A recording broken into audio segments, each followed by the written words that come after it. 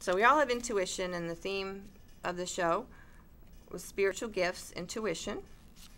And I like this quote, and it says, "Often in life we believe that other people know more than we do. While many friendships are healthy and add color to our lives, it is worth remembering a quote by Gibbons. Conversation enriches the understanding, but solitude is the school of genius." So solitude is the school of genius for me, and I didn't realize that for the longest time. I thought asking everybody about everything was the way we got through life. When I established a meditation practice years ago, I started to receive information from the highest source that began guiding me in miraculous ways. I hold up a copy of my book I wrote in 2004. This was really about a month after I started meditating using a meditation technique called Kriya Yoga.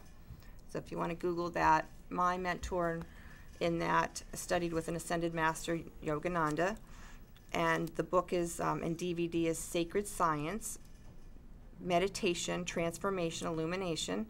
I began to do this meditation, and that is available on sunburstonline.org. So I'm just barely, and I quit my job. I had a terrible time for a little while there. I started meditating. Lo and behold, a month later, I write a book. I mean, that was a miracle. In the book, I have my paintings that I had been doing for a number of years, but I didn't think much about it. I just paint them, put them in a stack, get a little dusty, whatever. It was a little hobby for me, made me feel better. And then once I started meditating, I started to hear this information about get your paintings together. I was like, get my paintings together. And so I got the paintings together, and then I heard you're going to write a book. So I'm going to write a book, my goodness. But it wasn't this voice that was my opinion or my ego, or, that we have this part of us that gets bogged down with resentments, that gets bogged down with everything that happens in our life.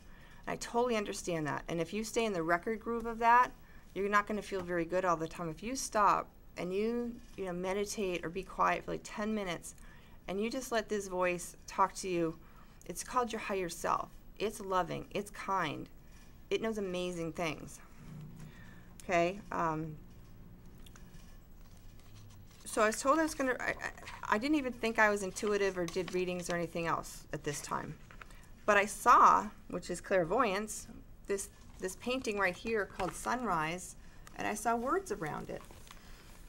And so I was like, I'm going to write a book. I just had this inner knowing. I didn't know how to write a book. I'd never written a book. I barely did any kind of grade worth mentioning in English class my whole life. So I might have thought of it being a writer at some point, but I didn't think that it would ever really happen.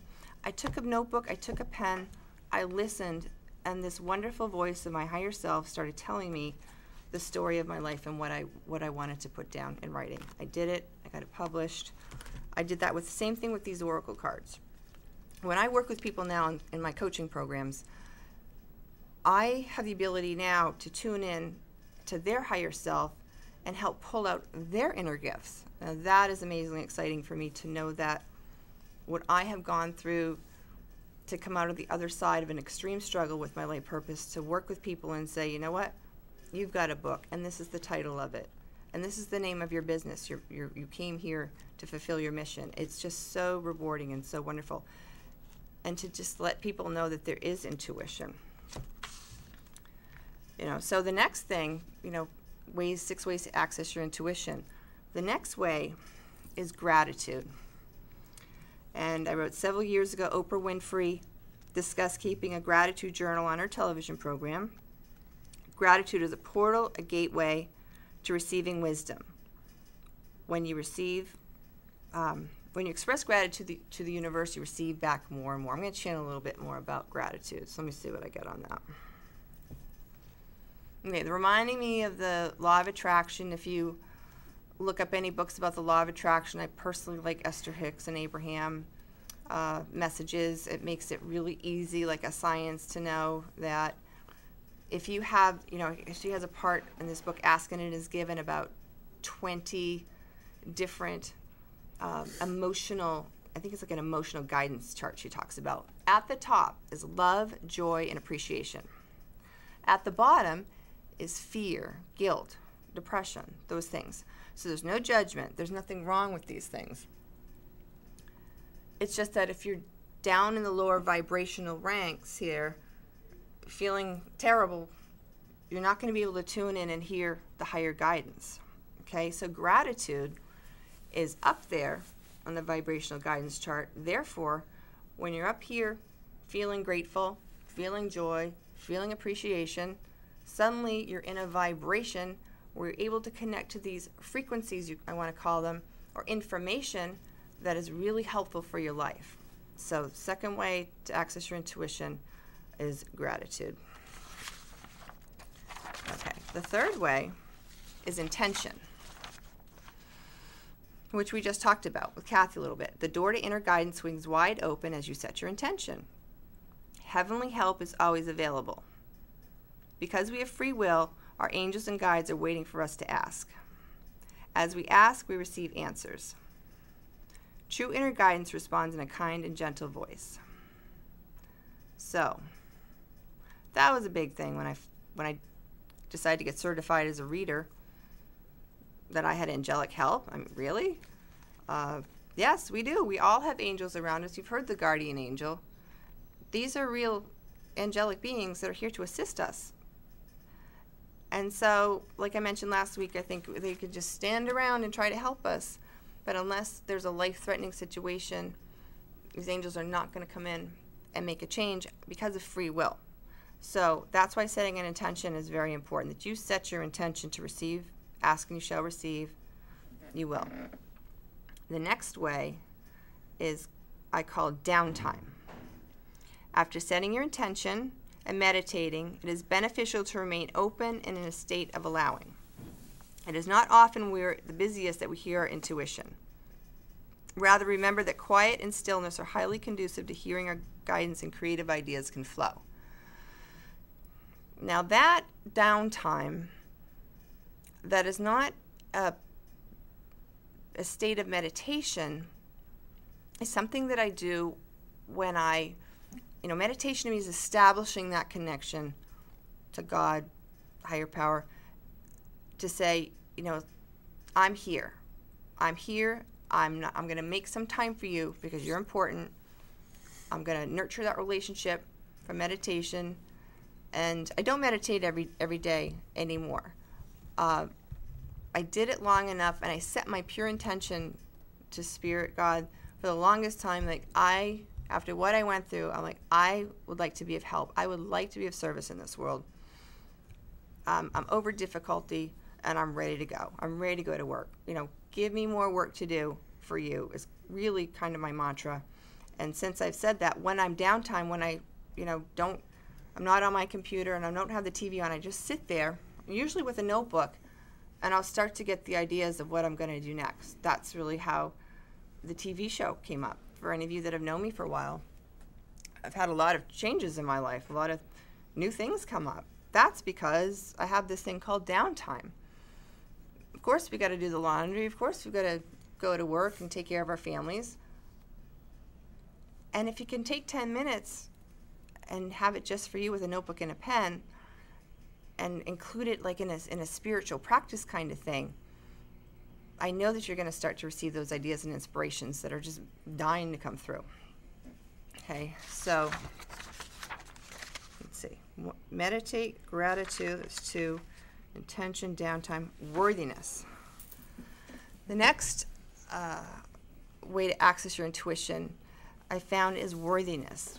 Again, these were not concepts that I had a real handle on for the longest time. I don't think a lot of us were taught from our parents.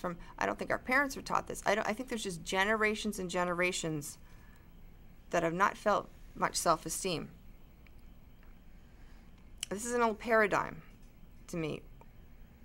Worthiness is, again, if we're going to talk about that frequency or that higher vibration, worthiness, when you feel worthy, you're feeling in the higher frequencies, okay?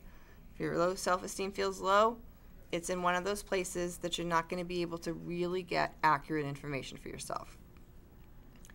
So it is important to remember that you are a child of God. Expecting the best when we ask for clarity and answers is helpful. Their ego voices, they may tell us we are not worthy. Be aware that it is not our true reality. We are sparks from our Creator. When we approach God with worthiness, He responds powerfully. So again, it may be the opposite of what you're walking around, and maybe you don't even realize you're walking around feeling not worthy, but if you start to pay attention to your thoughts, you might realize you're more critical of yourself than you realize. So the vibration of feeling worthy and that you belong and that you are here for a reason, that you have gifts, feeling that vibration, again, everything is energy, is going to keep you in that space to connect more to your intuition. Okay? And the next one I have is forgiveness. In accessing our intuition, it is important to clear the blocks in the pathway to our inner guidance. Feeling forgiveness helps clearing the obstacles. You will develop compassion as you begin to see the light and love that is in everyone. It is very healing to see yourself in others. It unifies your consciousness. You will become an even clearer channel for divine guidance when you feel mercy, forgiveness, and compassion. So again, we all hear about forgiveness, and sometimes the person we need to forgive the most is ourselves. Again, it's a practice. It's so easy to just beat ourselves up or say, oh, I shouldn't have done that, or shouldn't have said that, and cutting ourselves some slack and realizing that we're doing the best we can in every moment is really important. Again, if you want to access your intuition, it's really important to keep your vibration light, okay? And you don't, if somebody says something hurtful to you, it's easy to, well, I forgive, but I won't forget, and all of that is kind of coming through. But there's a way, you discern, you decide if you're going to keep somebody in your life or not, but it doesn't mean that you have to carry around the energy of unforgiveness with yourself. You're not doing yourself any favors. It's like carrying around a big lead balloon or a heavy suitcase. You just can't lift off with that kind of energy. All right, well, I'm glad we have another call, and go ahead.